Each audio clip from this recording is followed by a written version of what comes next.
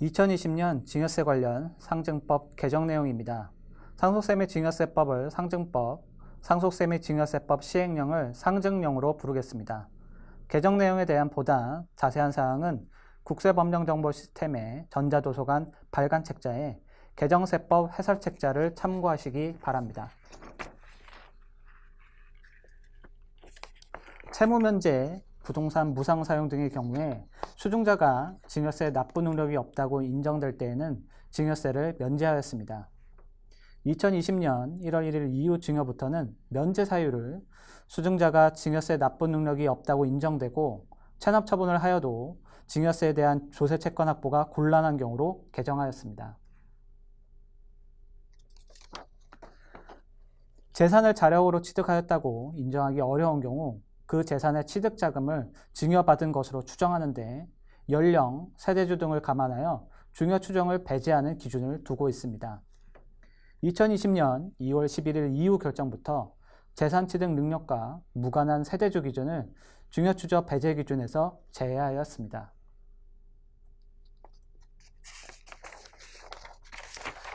장애인이 타인으로부터 증여받아 본인을 수익자로 하여 증여재산을 신탁업자에게 신탁하는 경우 증여세 과세가액 불산입하였습니다.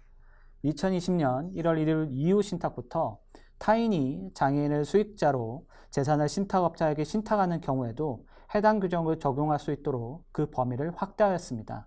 또한 중증장애인이 본인 의료비, 특수교육비로 사용하기 위해 인출하는 경우에는 증여세를 추징하지 않았었는데 2020년 2월 11일 이후 인출부터 중증장애인의 본인의 월 150만 원 이하의 생활비도 추징 예외 사유에 추가하였습니다.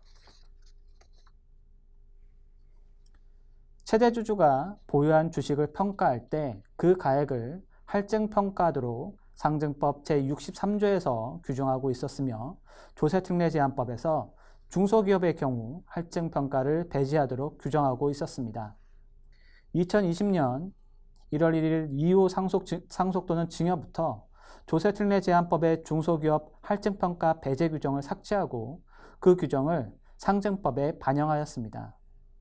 또한 지분율에 따라 할증률이 달랐는데 지분율에 따른 차등 없이 중소기업이 아닌 기업의 주식을 평가할 때 할증하도록 개정하였습니다.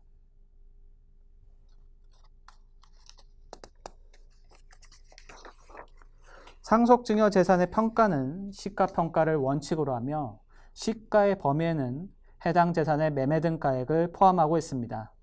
매매 등 가액에는 평가기간 이내에 경매, 공매가 있는 경우 그 경매, 공매 가액을 시가로 인정하는데 일정 범위의 경우에는 시가에 포함하지 않도록 규정하고 있었습니다. 2020년 2월 11일 이후 상속증여분을 평가하는 번부터 최대주주의 비상장 주식을 경매, 공매로 최대주주의 특수관계인 또는 상속인이 취득하는 경우에는 시가 범위에 들어가지 않도록 개정하였습니다. 연부연납은 조건 충족 시 연 단위로 납부하는 제도를 말합니다. 연부연납 대상은 기한 내 신고, 기한 후 신고, 고지분인데 이번에 수정신고 시에도 연부연납 대상이 되는 것을 명확하게 개정하였습니다.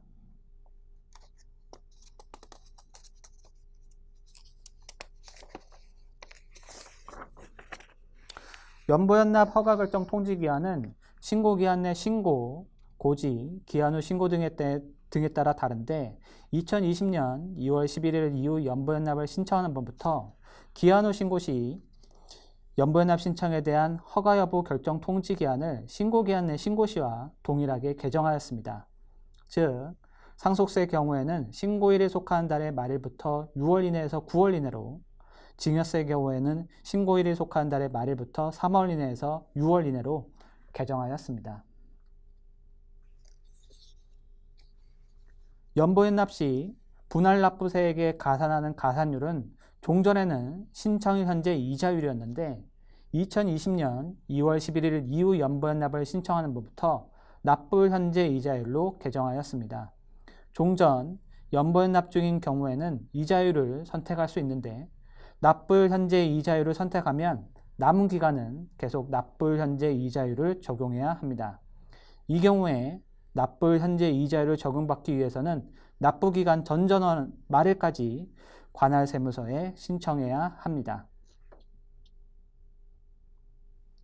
수고하셨습니다.